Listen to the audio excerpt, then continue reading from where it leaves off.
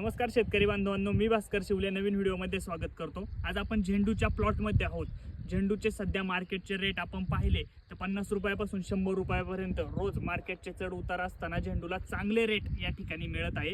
आज आपण व्हिडिओ बनवतोय। आजपासून बरोबर 17 दिवसांनी गणेश उत्सवाला सुरुवात होत आहे। तर आपल्याकडे फक्त 15 दिवस राहिलेले आहे की चांगला यावर्षी गणेश उत्सवात व्यापाऱ्यांच्या म्हणण्यानुसार रेकॉर्ड ब्रेक हा गणेश उत्सवात झेंडूला बाजार होण्याची शक्यता आहे। म्हणून राहिलेल्या 15 दिवसात आपल्याला योग्य असं अन्नद्रव्य व्यवस्थापन करावं लागणार आहे। ज्यांचे प्लॉट ह्या स्टेजला म्हणजे 2 महिन्यानंतर जे सुरू झालेले आहेत, जे कलकत्ता व्हरायटी असो किंवा इतर टेनिस बॉल सारख्या मोठ्या झेंडूच्या व्हरायटी असो, यासाठी 15 दिवसात आपल्याला 3 वेळा तरी अन्नद्रव्य व्यवस्थापन केलं पाहिजे। त्यामध्ये स्फुरद हे ग्रेड जास्त असणारे अन्नद्रव्य आपण वापरले पाहिजे। त्यामध्ये 5-55-17 असेल, 13-40-13 असेल, 10-52-10 असेल, 11-44-11 असेल, यासारखी खते तर आपण सोडली पाहिजे।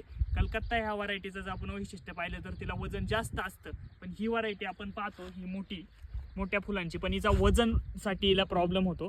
तर हिचं वजन वाढीसाठी आपण स्टोरेज के एकरी 1 लिटर वाढलं पाहिजे, ज्यानुसार पोटॅशची आपटेक त्यामध्ये होऊन नक्कीच फुलामध्ये वजन हे वाढीचं मिळतं। स्टोरेज के आपण एकरी 1 लिटर किंवा 2 लिटर सोडलं तरी चालेल।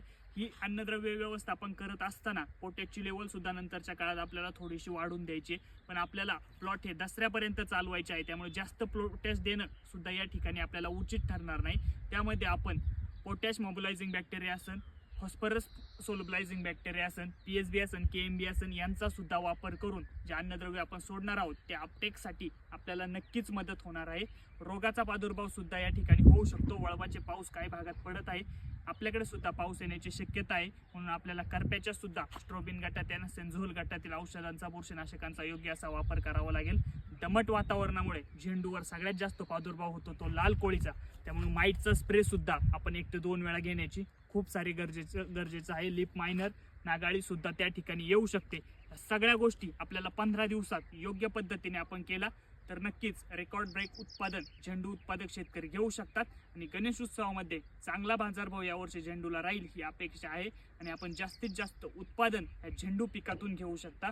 अधिक माहितीसाठी तुम्ही आम्हाला संपर्क करा। तुम्हाला झेंडू पिकाचं हमखासपणे जास्तीत जास्त उत्पन्न काढून देण्याचे आम्ही तुम्हाला प्रयत्न करेल। धन्यवाद।